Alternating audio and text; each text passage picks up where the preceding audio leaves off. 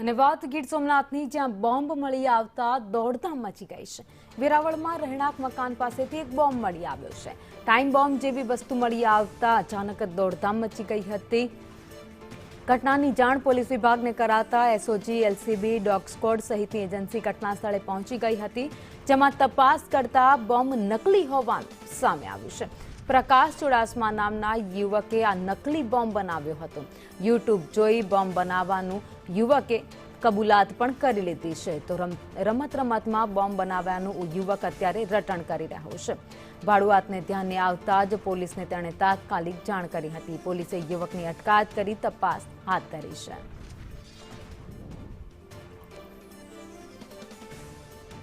વધુ અપડેટ સાથે સંવાદદાતા રાકેશ પરડવા મારી સાથે જોડાઈ ગયા છે। રાકેશ, વેરાવળના નજીકના વિસ્તારમાંથી એક નકલી બોમ્બ મળી આવ્યો।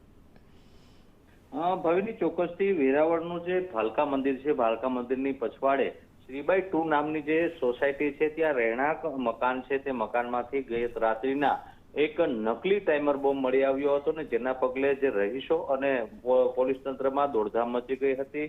મોડી રાતે BDDS, dog squad, SOG, LCB સહિતની એજન્સીઓ તપાસ કરી રહી હતી અને બીડીડીએસની તપાસના અંતે સામે આવ્યું હતું કે આ નકલી બોમ્બ છે।